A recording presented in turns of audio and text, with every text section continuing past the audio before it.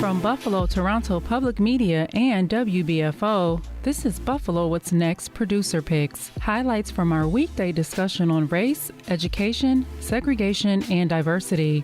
I'm Angelique Preston. On today's program, we bring you an encore presentation of our talk with SUNY Buffalo State's Dr. Michael Niman. He's a professor of journalism and media studies and spoke last month with Jay Moran. In the next hour, we'll get into a lot of cultural issues regarding race, also bring them back home here to Buffalo. Professor Niman, thanks for joining us this morning. Thank you for having me. So much to talk about, and you've done extensive writing both on a local level and on a national level as well about a lot of these different issues, and a couple that we just want to use maybe as things to start off our conversation. The idea, and we've touched on this a little bit, but it's so, I think, important to understand, is the generational wealth disparity that we see between blacks and whites. Obviously, it's here in Buffalo, in one of the poorest cities in America, one of the most segregated cities in America. But it's a larger issue that has really interesting historical roots. Yes, and I think it's also very important not just to look at those roots, but to look at how that wealth gap was portrayed. And, part of this the construction of white superiority, right? White supremacy has a narrative that you blame the victim. But if you look at this, and this is something that's really interesting to teach, because so many students of color, come into the room blaming their families for their economic struggles and not really understanding and saying, I don't understand, my dad works 2 jobs, my mom works 2 jobs, and yet, I'm still having to take out loans and work to go to school, and I'm still falling in debt, and I'm still suffering this, this economic disadvantage. And I always blamed my parents. The example that I use is I like to talk about, for instance, just so many systems are in place. I'm really glad that Ibram X. Kendi was here to talk a lot about, racist policy. And how it's much more than people. It's policy that really puts this on a kind of economic autopilot. There's another scholar by the name of Reitmeyer. She's an economic historian, and she examines, how these are really, these are loops, these are feedback loops that are locked in to our economy. One, for example, that makes a very, very big difference is real estate. And, for most Americans, real estate is their main asset. Right. A home, an average white American would most likely have a home, and that would be their source of some sort of wealth or some sort of equity. Right. And equity is a very important thing because it also enables, credit. And if you have equity and you have credit, then suddenly everything is much more affordable.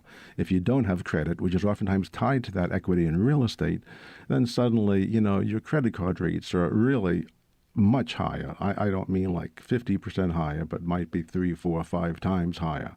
Much more likely to go into default because you don't have the cushion of real estate. But let's look at this historically, okay? So, and the example I really like to use is, Levittown, Long Island. So you have World War II ends, and all of the GIs are coming back home. And we have the GI Bill, and we have, the government, the FHA programs. And these two things kind of tied together to create easy money for GIs, for veterans coming back from World War II, to buy homes in these newly developing suburbs. And this is all funded, with federal money. So I like to give the example, and because my dad, was in World War II. So my dad comes home. He actually didn't buy one of these houses, but a white GI comes back after fighting in the war and surviving the war and so on. They come back, and a black GI comes back. Similar histories, similar economic statuses. They both live in New York City. They both rent apartments.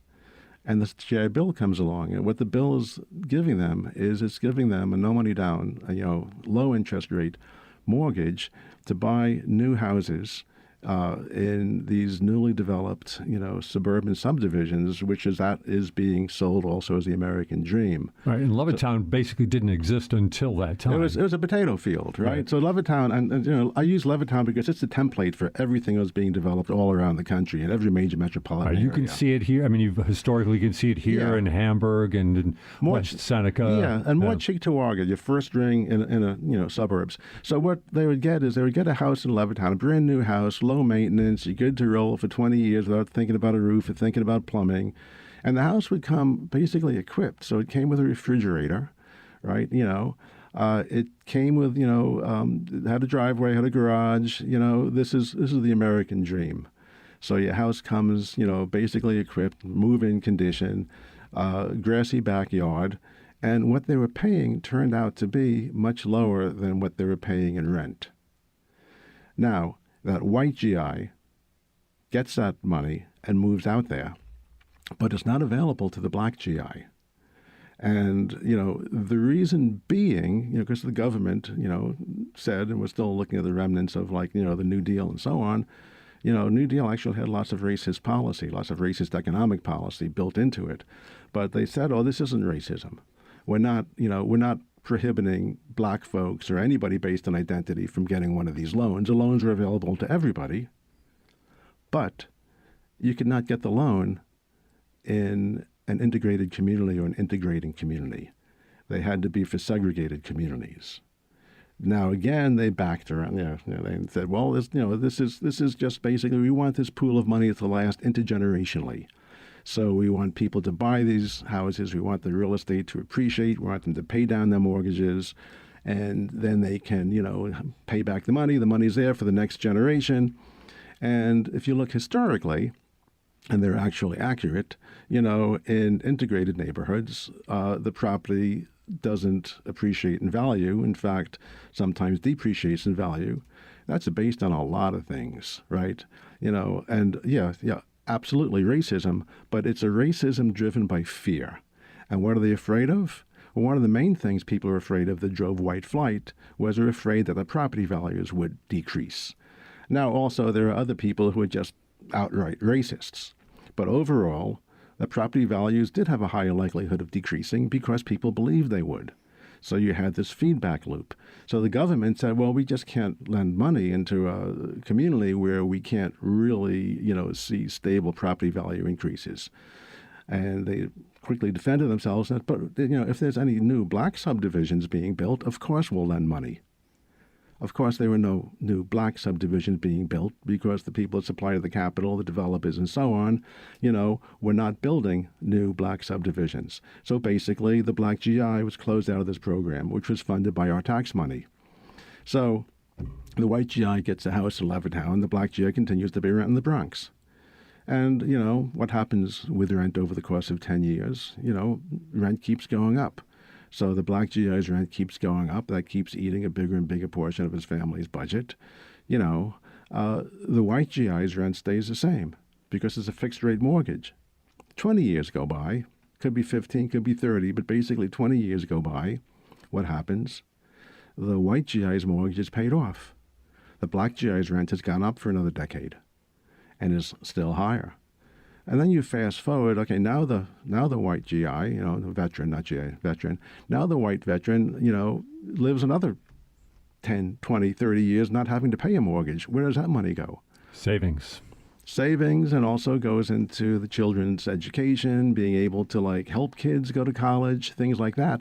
So this starts affecting college, which is another driver of intergenerational, wealth, inequity. So fast forward some more. Eventually, you get around to a time when what are World War II veterans doing? Now they're old and they're dying. So what happens when that white veteran dies? Well, there's this house in, Levittown that's been paid off. What's that worth? Right? And $500,000 conservatively. My students always correct me. I say, no, 700. So whatever that's worth, where does that money go? It goes to, it goes to the next generation. What are they? Who are they? What are they doing? Well, they're parents whose kids are about to go to college. So or, and now even beyond that, this is even a generation removed from that. So they suddenly have this equity coming in their parents' home, and they can afford to subsidize those kids going to college. What's happening to that black GI, veteran, who passes on? Well, if his family's lucky, they get to take over the lease in a rent-controlled apartment, and there's no equity there, and there's probably some kind of debt associated. Now, there's no difference between these two men, and there were men at they that both point, served. right? Both served in the war. Right, and everything else, both being, equal education, similar professions. The only difference is one was white, one was black. Now, move forward another generation, what's happened to that wealth? So you can see how this wealth isn't just there, but it keeps expanding and expanding and expanding. Because ultimately in this society, the people who make money through investments, not through labor. It's interesting that you talked about how this was the American dream in the late 40s, early 50s. Not only did it play itself out, right, but it became so much a part of the myth of America, right? That this white community, these are the backbones of America that are working hard and building homes and building communities across America, right? Right, but this myth, okay, which I really like your use of the term myth, because it was a myth. Just like nostalgia is a myth. Do you really want to go back to the 1950s? Do you really want to go back to the 1960s, right? But it wasn't a myth for people of color. It wasn't a myth for, who were locked out of this dream. It wasn't a myth for people who this dream could be a nightmare. And, again, it was living on the East Side. It was really eye-opening for me to see how many of my neighbors did not want to go to the Galleria Mall, did not want to go to the suburbs, felt uncomfortable for good reasons. A friend of mine who, owned a business on the East Side moved to Cheektowaga and moved back 3 years later because of police harassment, So, not only was this not a dream, and not only was it a myth, but, it was an exercise of privilege.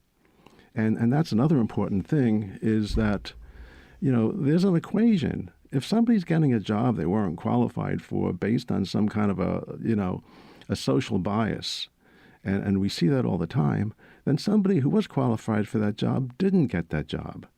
So that, wherever there's somebody receiving a privilege, there's the other part of the equation where somebody is at a disadvantage.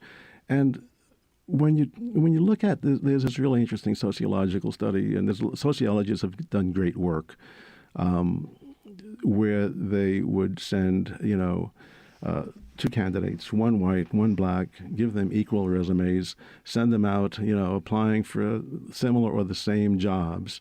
And the only difference was that they put a felony conviction on the white person's, not resume, of course, but in the white person's background.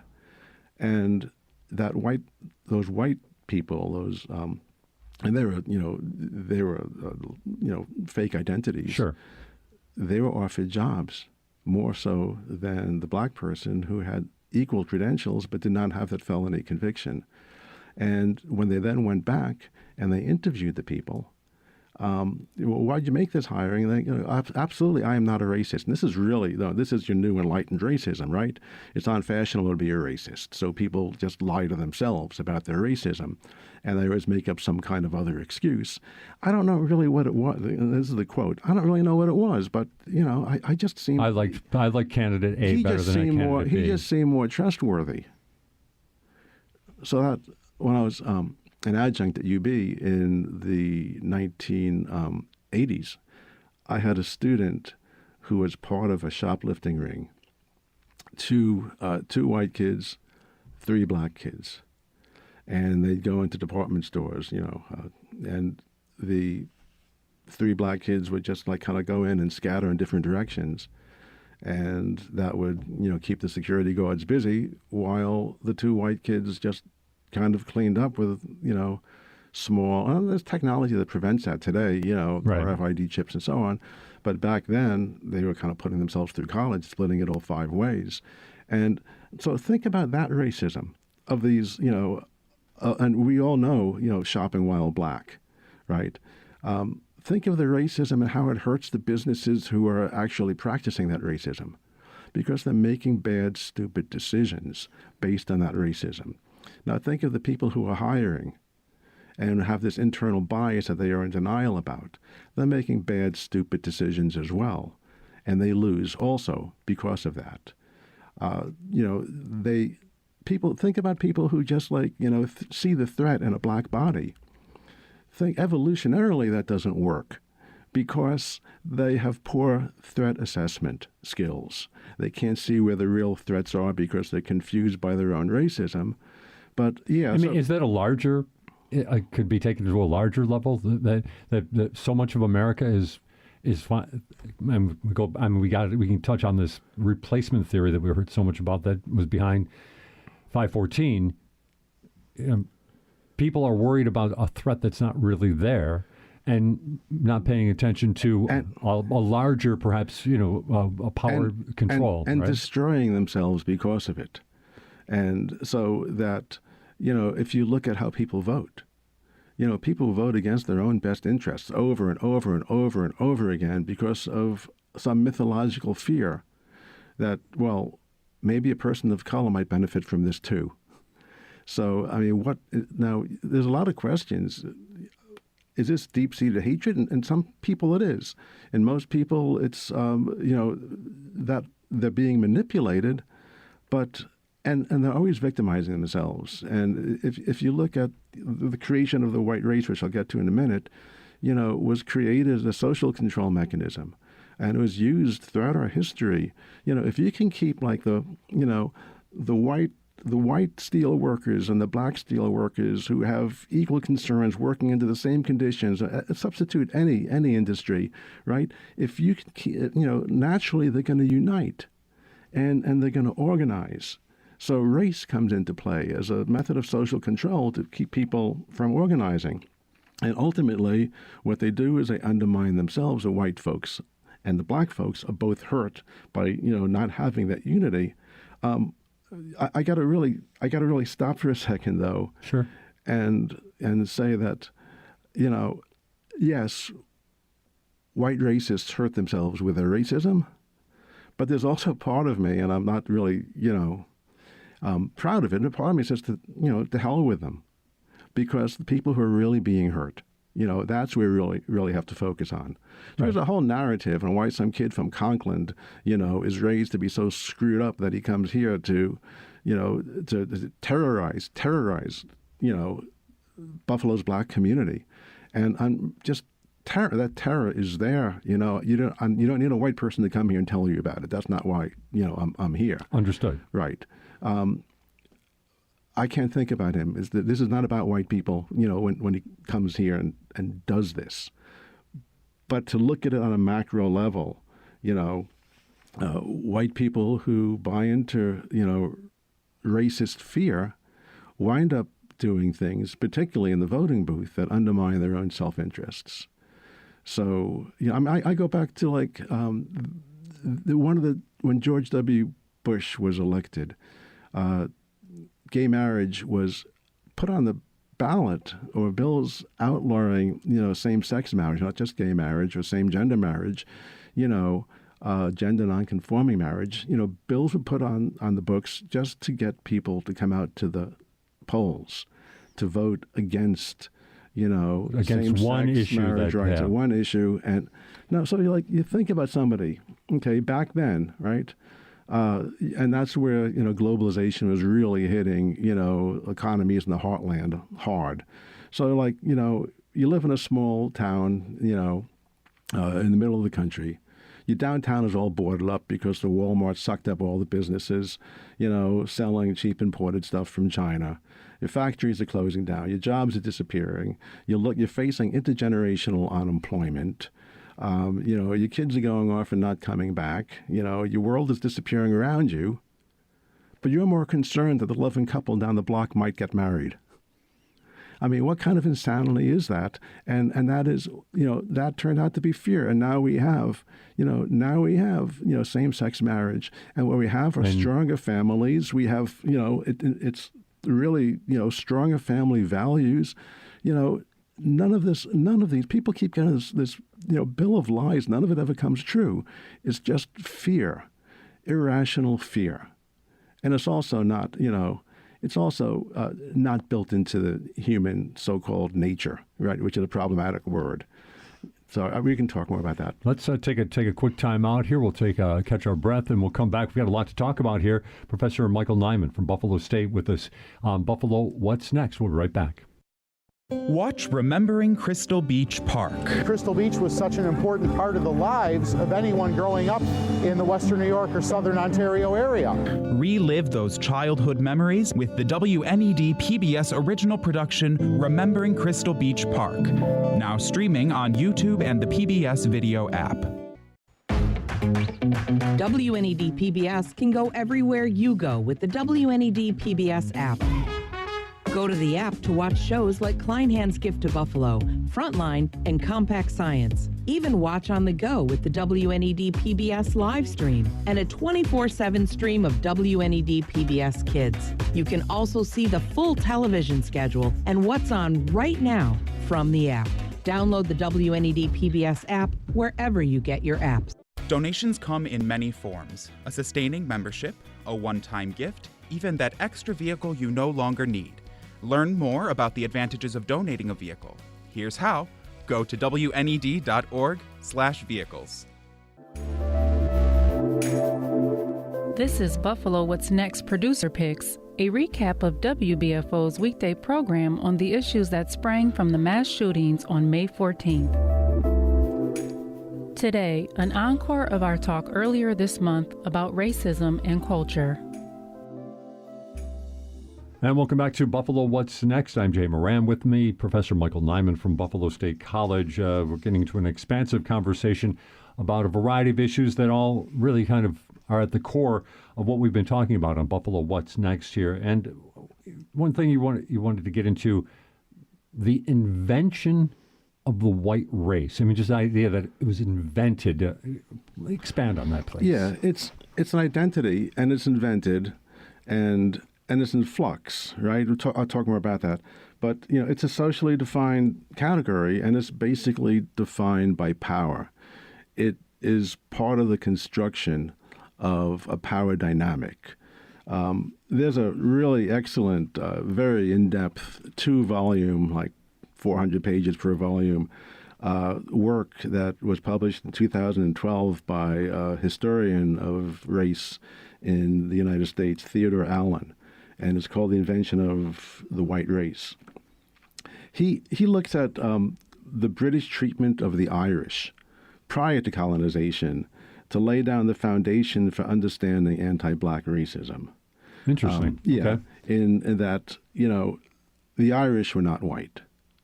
But if you look at, Brits and Irish today, it's like, what does this mean they're not white? But they were definitely not white, and hence they could be treated and they could be abused and their labor could be stolen. Ultimately, that disadvantaged British workers who were, because suddenly they're now competing against a really exploited labor force that drives down wages for everybody. So that Allen looks at that, and kind of like lays down his work based upon that. And he starts looking at historical records. And he finds that the first Africans, and of course, now it's pretty well known, arrived in Virginia colony in 1619, hence the fantastic 1619 Project. He points out when the first Africans showed up in Virginia in 1619, there were no white people there. White in quotation marks, right? There are no white people there. Nor, according to colonial records, would there be any white people there for 60 years. Now, it doesn't mean that there weren't, British colonists there and the British gentry and so on and slave owners, but we didn't refer to them at the time. I use the we very liberally. Sure, understood. Right? Nobody referred to them as white. That term didn't exist. Allen found, no instances of any official use of the term white to refer to social status, to refer to people, before the word was used in a law in Virginia in 1691. So 72 years, after the first, colony, after the Virginia colony is established, not the first, after the Virginia colony is established, we see the word white in 1691. And he said that white identity had to be taught to people. The reason why white becomes important is you need to look at the Bacon's Rebellion. Bacon's Rebellion, right, of 1676, 1677. That was the first stab at an American Revolution, 100 years, before the American Revolution that we know about. And that ultimately what Bacon's Rebellion was Irish indentured servants, nearly slaves, right? You're going to work this lifetime for, your child's freedom and right?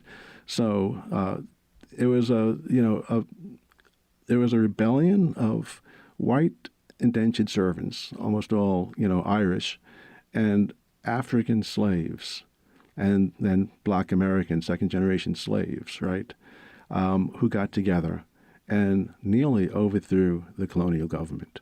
And they were put down. But that scared the white gentry minority, the moneyed white minority who owned the colony, who owned most of the property, who owned people, and who owned the labor of other people. That scared them because they were a minority. And they said that something has to be done to undermine that unity. And that's when they started giving some white privilege, doling out some crumbs to the Irish indentured servants and the children of the Irish. And ultimately that caused distrust between the black folks and the Irish. Because, one had privilege and one didn't. And even though the privilege was hardly privilege, it was just maybe a little bit less oppression, right? Right. But so it goes like this, the black folks are, the black folks are looking at the Irish and saying, their children think that they can own my children. And we can't trust them. And that, and now they have this other commonality, and now they're allowed these privileges, and they can do these things, so they're starting to look more and more and more like the oppressor. And the Irish are looking at the black slaves, and they're thinking the same thing. I can be a rich white person. My children can own black slaves, right? So this brilliant, deviously brilliant construction of whiteness stopped the real American Revolution. When we get American Revolution 100 years later, that comes at a time when the British start abolishing slavery or allowing slavery to be abolished in various colonies. And the writing was on the wall, and, you started to have, a stronger movement talking about, slavery, and various, different Christian sects are seeing it as being immoral, and they're starting to set up a beachhead over here. So, that revolution, some historians will argue, many historians will argue, one of the driving factors was to break from the British before the British abolished slavery. And it's really important to understand slavery wasn't just the theft of black labor, but the American banking system was heavily built upon the equity of black bodies. So slaves were commodities in colonial law, and slaves were commodities in American law after the Revolution. So not only is your freedom, your labor, being stolen, not only are you treated like a thing, can you be raped and so on legally, but the acquisition of land and more land and tools by plantation owners was made possible using slaves as collateral. And that collateral started making up a very large chunk of the equity upon which our banks were built. So banks today, in essence, the same banks oftentimes, right, were built on the equity of black bodies. If you abolish slavery, you abolish that equity, you crash the economic system, suddenly this is baked in. So this horrific barbarism is now the foundation of the economic system. And it goes more that slaves were not, the stereotype that all slaves are field hands, right? And of course, being a field hand is skilled work. Agriculture is skilled work, but it goes beyond that. Senegalese engineers were captured and sold into slavery, and they were worth a lot of money because they were engineers. And they brought with them an engineering system that kind of revolutionized how things were built in the United States. There's a plantation tours in Louisiana are horrific. People get married at a plantation. It's like being married in Buchenwald, or Auschwitz. These are, for Black Americans, these are concentration camps. Horror has happened there. But there's this one slave plantation that it's called the Laura Plantation in Louisiana near the Mississippi River. And it's won all kinds of awards for its, as a museum. When you go there and they will show you the interlocking beams with numbers on them, that this manor house was a kit that was pre-made and then pieced together. It survived floods. It survived fires. It's been there for hundreds of years. It was engineered by slaves. And it gets more complicated. And that many of this talent was involved in building the Capitol. So, and then it gets, if you look at that plantation was run by Creoles. Well, who are Creoles? Creoles were people of African descent who rose in social class to have liberties and freedoms, not all of them, and be slave owners. And what was their main commodity? They bred slaves. So that also shows that, and they slipped into a sort of, netherworld between being black and being white.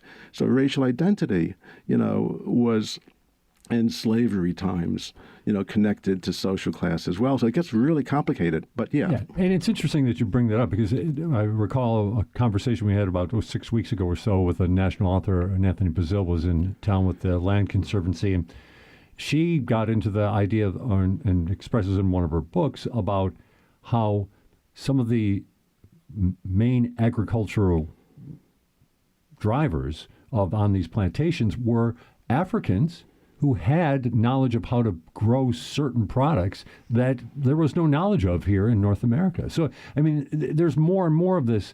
I guess what I'm getting at here is the idea that there's so much of what has become generally accepted knowledge about and almost has reduced the people who were enslaved for so long that it builds this kind of characterization that no skills, the superior people were the people who thought and developed these plantations on their own. I mean, it's a construct, it seems, that's still living today. Right. And, and the racists themselves, so much of their culture comes from Africa. The banjo is an African, so you start looking at that, stereotype of somebody living back in the hills playing the banjo, white folks, again, so much of American culture and American knowledge, stems from Africa.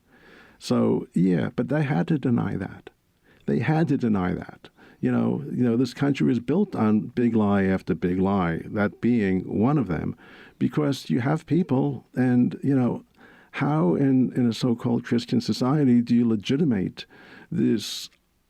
I don't really have language to describe such human rights abuses. There's nothing as horrific, as at the transatlantic slave trade, right. Which began with Columbus bringing back Native Americans, because he didn't get gold in that first trip. So he tried, but I got these, right? Brought back a few Indians and some parrots and institutional rape and so on. But, that transatlantic slave trade was just so horrific. How do you justify that? The only way to try to justify that is to try to create this myth that the people, your victims, have no humanity. That you're there to educate and save the souls of these people. Right. And it's even, uncomfortable to even quote that historically. Right. And the othering, of the people who are the victims of this. And at that point, the U.S. economy, by the time the revolution happens, and then well into the 19th century and to some degree, and well beyond that, the economy is totally dependent upon this continued exploitation.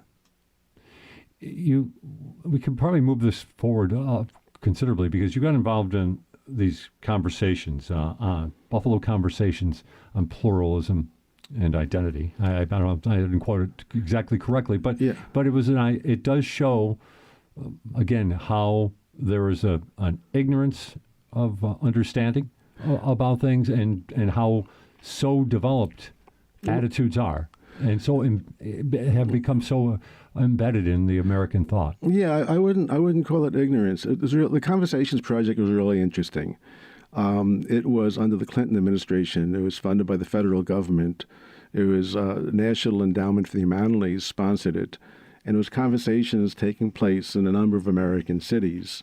It was called and ours was called the Buffalo Conversations on American Pluralism and Identity, and we ran it through with ECC as the host institution, and we had delegations from each of 8 different ethnic, racial, communities. And when I say communities, there are so many communities within each so-called, identity. So we had 8 different delegations, and they would each host physically and visit physically every other delegation in this round robin of meetings, and then come together for bigger meetings. And the idea was to discuss American pluralism and identity. And the NEH gave me a template to start, to work with, which is we show a film, like, an hour documentary, and basically talks about culture in the traditional sense, music, food, song, dance, and then we just have a conversation. And the model as it worked around the country is, you look at these films and then you talk about people's music and dance, and everyone's like, oh, I love Italian food, I love soul food, I love your music, I've been to an Italian wedding, and then the night's over. We had, just to give one example, we had an Irish-American delegation hosting a black delegation, a black and African-American delegation, primarily from the east side of Buffalo, at the Irish Center. And when we went there, we started out with I love your music, I love your food. And, then, somebody asked the question, this is the first time I've ever really been inside of a building in South Buffalo. And then everybody else in the black and African-American delegation said, yeah. And then it's like, and I've always been uncomfortable driving through this neighborhood. And then right? And there's a lot of recognition. And I see that there's not really any black folks living here. And I know the apartments, and Griffin was mayor back then, right? So Like, the streets were like newly paved. Absolutely. And stuff, right? And like this neighborhood looks beautiful. And I know that housing here is affordable, but there's no people that look like me in this neighborhood. And, the Irish folks, they're like, well, it's like, we have big families, and like oftentimes a relative rents a house, or if a neighbor's house goes up, word of mouth, you don't have to advertise it, it gets filled. And then there's like a long period of silence. And then the conversation begins. And we were there, the building was supposed to close. The maintenance people came in, right? Waited. About midnight, there was lots of hugging and exchanging of phone numbers. At that point, I realized that, and it was either that meeting or a different meeting like it. I realized that, I have to do away with these films and just cut to the chase and change the whole format of it. And ultimately, when the NEH made its report to the Congress and the president, which was published as a book, the Buffalo projects were highlighted. The Buffalo project was highlighted, and front and center because of where these conversations went. And what we basically had was, I've never been here. I've never been, and it got really interesting. I remember when the Hispanic and Latino, delegation was meeting with the Black and African American delegation. And you'd have different people in the delegation from time to time, and then the delegations would meet themselves in larger groups and discuss them. But when we were having that meeting, at some point it came up, and one of the women who was Puerto Rican said, I've never been in the house, I've never been in the house of a black person. And then there's like a long, uncomfortable silence. And, when I teach classes, I've come to embrace that long, uncomfortable silence because people are thinking. And they're thinking before they're going to talk, which is always a good thing. Right? So there's this long, uncomfortable silence. And then, one of the black folks said, and back then, the Hispanic community is primarily Puerto Rican, at least as it was seen by non-Hispanics. And one of the black folks said, I've never been in the house of a Puerto Rican, more uncomfortable silence. And then I said, why is that? And more uncomfortable silence. And then somebody laughed and said, my mother told me not to go into the house, not to go hang out with black people because they'll shoot you. And then one of the folks from a Hispanic woman laughed and said, no, I'm sorry, the black woman laughed and said that my mom's always told me not to hang out with Puerto Ricans because they'll cut you. Whoa. And then there's more silence.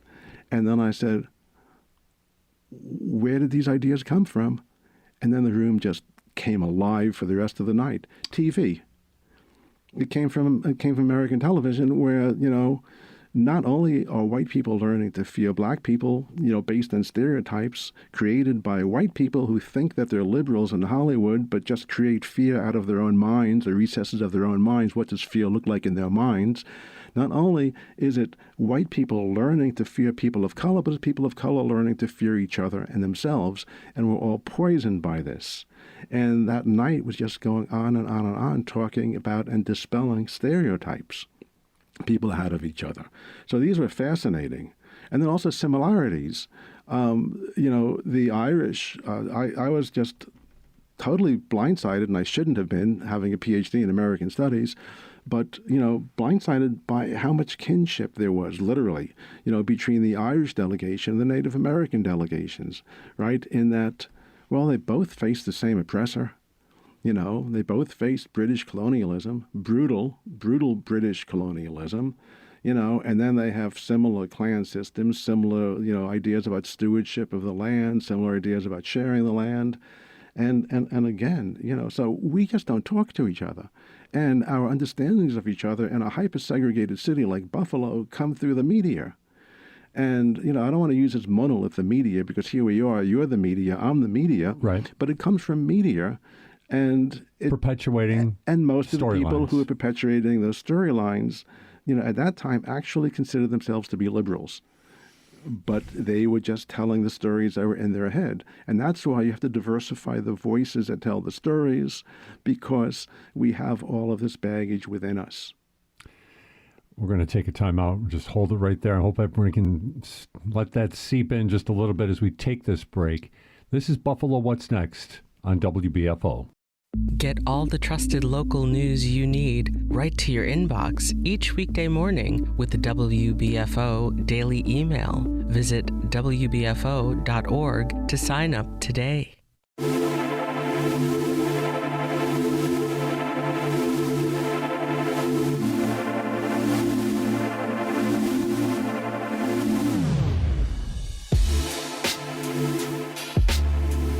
And we are having a very fascinating conversation, and one I think that is needed, with Professor Michael Niman of Buffalo State College. This morning, we ended that break, and I think at an appropriate moment, just talking about, like you said, these conversations that emerged in these situations where people basically talked about there was a lot of honesty, it sounded like to me, and a lot of revelation about attitudes about race. I'm wondering, that was back in the Clinton administration. So I'm going to push this forward to right now. And I ask this to a lot of our guests. What about hope? Are you hopeful about how things can be moving forward? And I think I already know your answer, right, but go ahead. I'd like to hear you expand on it. My wife always warns me about hope. Mm-hmm. Right? You can be really careful with hope, because hope will always usually let you down. And, and I'm not very good, if you look at my writings, I'm really good at identifying problems rather than solutions, right? A lot of journalists kind of background investigative journals get into that kind of but hope, yeah. What came out of the conversations was hope. That here you have people that are the community leaders in a very segregated community, in an extraordinarily segregated, metropolitan area, are suddenly embracing the people that they've feared intergenerationally. So when we meet each other one-on-one, there's hope. But, doing workshops on microaggressions, there's hope, but people carry so much baggage. Right.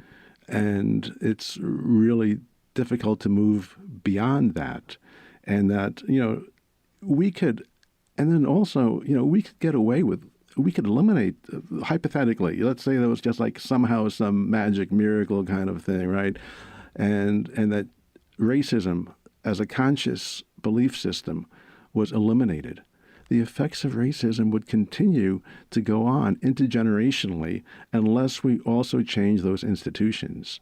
So, I do have hope, right?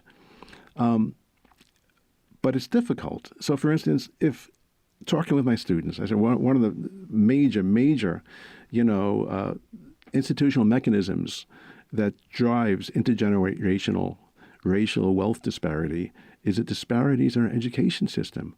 You look at the Buffalo metropolitan area, which basically it goes on to Erie County, and you look at how many artificial political divisions, how many lines are drawn on maps, how many different governments exist, and they all fund their school systems from property taxes, so that the wealthiest communities spend so much more, per student for students who already have so many advantages, and that poor schools are impoverished. And you see the results of this when I start seeing students come into Buffalo State from school districts across the state. Some come in with the benefit of 7 classes of advanced placement courses, and others come in having to take 0 to 100 level remedial classes that financial aid doesn't pay for, that they don't get any credits for. So there's this disparity that stems from education. So I pose this question to my students. Hypothetically, I go, the funding of education is an institutional barrier, the way we fund education, to racial equity. How about if we just had one school district encompassing the whole county? It would still be a fraction of the size of, school districts in places like Chicago and New York and maybe L.A. Right. It wouldn't be absurdly large. And that we take the property taxes also. We not just have one school district, but basically have one municipality, county-wide, and everybody pays taxes to the county, and that money is divided per capita to school districts across the county. And all the students, that would be a great idea. Why can't we do that? And then I ask it to them personally. Okay, who lives in Orchard Park? Who lives in, and I do. And okay, so if you're still living there and you have children, would you really vote to do that? Because it would cause a very serious lowering of equity. It would cause a lower quality of education for your children, because that money would be equitably shared among all children, as opposed to, that privilege would disappear. Then you'd have equity. Would you still vote for that? Would you support it? And people are really good about being dishonest. Right? But some, and that really causes them to think. And that's the problem. Then we get into you're hardwired to care for your offspring, right? I'm like, does that mean, right? So there are so many things working against us that, don't rely on hope. But you're not going to have anything without hope. And one thing I got to say is that, unrelated, somewhat, I'm working on a food systems project, a research project, a sabbatical project, partnering with my wife, who also is working on it. And we're looking at people who are involved in projects in the food system, basically decolonizing the food system, that see their work as being social justice. and we're looking at various different projects from seed all the way to table, and what the surprising thing is everybody we've interviewed have just blown us away with giving us hope that there are fantastic people out there doing amazing things. Certainly. In the food system, right? And that there are people, we're having this conversation on WBFO. I'm sorry, but, it wasn't that long ago that we would not be having this conversation on WBFO. So we've come a long way. And that language that I'm using here, which you're familiar with and most of your listeners are familiar with, was alien not that long ago. When we're talking about, various types, institutional racism, racist policies, we're talking about it. So I'm hopeful, but people are very quick to engage in performative allyship and performative anti-racism until it comes to actually confronting that they have privilege and that for there to be equity, a level playing field means that they might have to give up some of their privilege. And, so let's see how far hope goes. Right. Right. But we get people talking about these things, but the solution is going to be some fundamental changes, and that they're not going to be popular. But the people, who would have thought? I'm really inspired by how far we've come with LGBTQIA, rights in my lifetime. We have recent lifetime. We have a long way to go, but, how quick, right? And that, as a matter of fact, yeah, absolutely. There aren't that many people who are even, will blink, at a loving same-sex couple. There are big pockets of hate, geographic pockets of hatred that are associated, with basically I think the reason why we've been able to make these advances with LGBTQI rights is because most everybody has, some queer family member. So it's not an abstract. But with race, we have hypersegregation.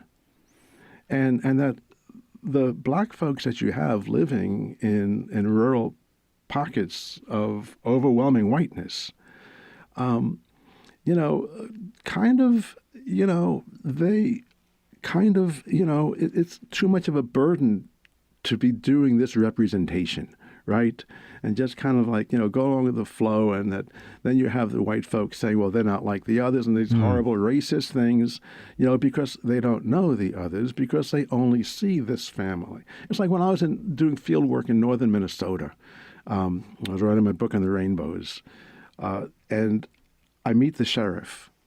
And the sheriff is John Light. And he is a very tall, very dark-skinned black man in one of the widest places I've ever been in my life, northern Minnesota. Okay. So I'm just like, wow, these people are kind of cool. They elected him for the last 18 years over and over again, elected him sheriff. And I came home and I told my wife, I go, wow, and there's this black man who's the sheriff. And she said, and you think that's not racism, right? Did they elect him comptroller? Did they elect him county executive? No, you want your cops to be scary because you're afraid of outsiders passing through. So they elected, it's like, okay. And then it goes with when I was in Guatemala talking to people and they were warning me not to go to Belize, living in Guatemala, and they're telling me not to go to Belize. Or why not Belize? Es la tierra de los negros, right? It's the land of black people. I go, so what's wrong with that? And they go, Miguel, right? What's wrong with you? Don't you understand? I go, no, I don't. And then they told me black people are dangerous. And I, in the States, I live in a black neighborhood. Where did you get this idea black people are dangerous? And they're like, don't you watch TV? Well, yeah, what are you watching? Right? And they were watching Hill Street Blues. It might have been NYPD Blue, I forget the time frame, right? Right. So we'll look at NYPD Blue. NYPD Blue is supposedly groundbreaking because you have, the smartest guy in the room, this black lieutenant, right? but he's also scary. He's a cop, right? So, you still have, among liberals who think they're changing the media, you still have the same baggage. So, yeah, I'm hopeful, but man, we got a lot of work ahead of us. You brought up microaggressions. We only got a couple of minutes to go, but I'm interested to hear about some of your insights about that, because that, I think, is another big part of this conversation that hopefully will continue on for a long time to come, but something that, again, a self-analysis that's needed to understand microaggressions, the things that we give off to each other. What can you tell us? Well, I can't really in 3 minutes, adequately, talk about microaggressions other than something like, oh, I saw the pictures on your desk. Your family looks so nice. That kind of stuff, right? Which just cuts to the soul. Like, what do you expect them to be, right? Yes, I mean, microaggressions. That's my 30 seconds on on microaggressions. Right. It's racism. It's people are nice, and they can still be racists. Ibram X. Kendi talks about avoid using the term racist and just talk people, but talk about a racist action. And he'll say, like, even the most avowed racist at some moment in their life, some Klansman or some Nazi, at some moment in their life, they might have, like, helped a black woman who was crossing the street whose shopping bag broke, or stopped to help somebody by the side of the road.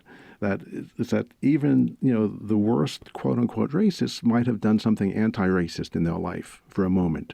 And that's, if you want to go back to hope, that's what we have to really look at. And that's the hook, in that, people are not, the societies that evolutionarily survived were societies that were not violent, and societies that were open, and societies, so that there is hope, because it's been our history.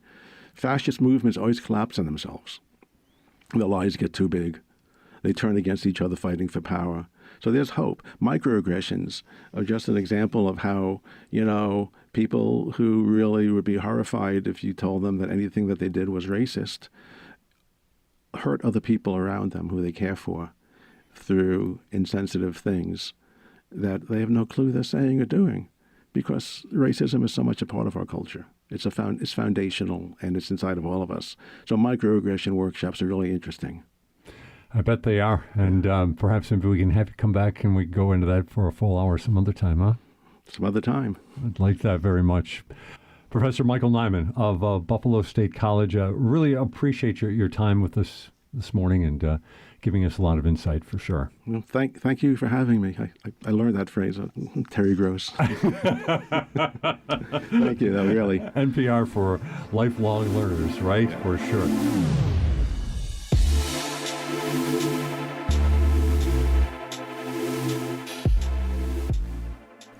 Buffalo What's Next is a weekday podcast and available on demand at WBFO.org. It airs each day at 10 a.m. and replays each night at 9. Look for it wherever you get your podcasts. I'm Angeli Preston. Thanks for listening.